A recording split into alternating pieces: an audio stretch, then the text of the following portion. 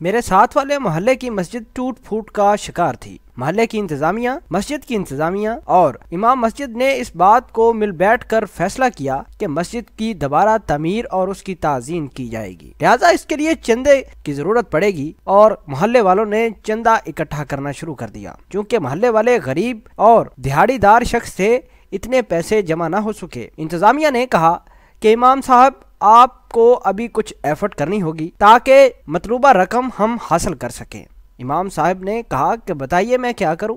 انہوں نے کہا کہ کونے پر ایک مالدار تاجر رہتا ہے، آپ اس سے بات کریں، شاید وہ ہماری کچھ مدد کر دے۔ امام صاحب ایک دن ٹائم نکال کر اس مالدار تاجر کے پاس چلے گئے اور جا کر تاجر کا دروازہ کھٹکھٹا دیا۔ امام صاحب نے اپنے آنے کی وجہ اور مدعا تمام تر تاجر کو بتا دیا۔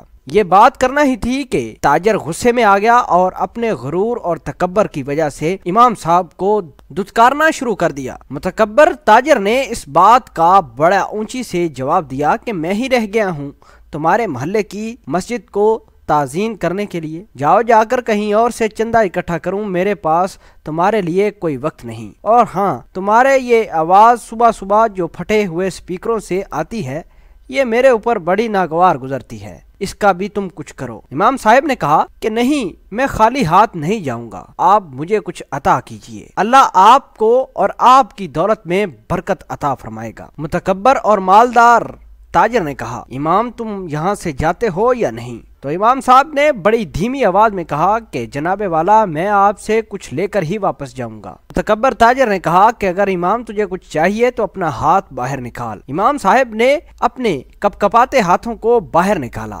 متکبر تاجر نے اس کے اوپر تھوک پھینک دیا۔ امام صاحب نے اپنا تھوک والا ہاتھ اپنے سینے پر مل لیا اور کہا متکبر تاجر سے کہ یہ تو جزا میرے لیے ہو گئی، اور یہ ہاتھ میں دوسرا بھی باہر نکال رہا ہوں، اس میں خدا کے لیے کچھ دے دے۔ نہ جانے امام صاحب کی یہ بات متکبر تاجر کو کہاں جا کر لگی۔ متکبر تاجر نے فوراً استغفار کر لیا اور کلمہ شریف پڑھتے ہوئے امام صاحب سے غلطی اور شرمندگی کا اظہار ظاہر کیا۔ امام صاحب کی ایک چھوٹی سی بات کی وجہ سے متکبر شخص کس طرح اللہ کی طرف متوجہ ہو گیا۔ تاجر نے امام صاحب سے کہا کہ آپ کے پروجیکٹ کے لیے کتنے پیسے چاہیے؟ تو امام صاحب نے کہا کہ مجھے فی الحال 3 لاکھ کی ضرورت ہے۔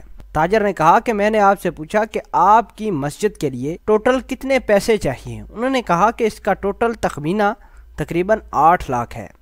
تاجر فوراً گھر گیا اور وہاں سے ایک چیک بنا کر لایا 8 لاکھ کا اور امام مسجد صاحب کو تھما دیا۔ اور تاجر نے جاتے ہوئے امام مسجد سے یہ بات بھی کہی کہ آئندہ کے بعد آپ کی محلے کی مسجد کی تمام تر اخراجات میری جیب سے جائیں گے۔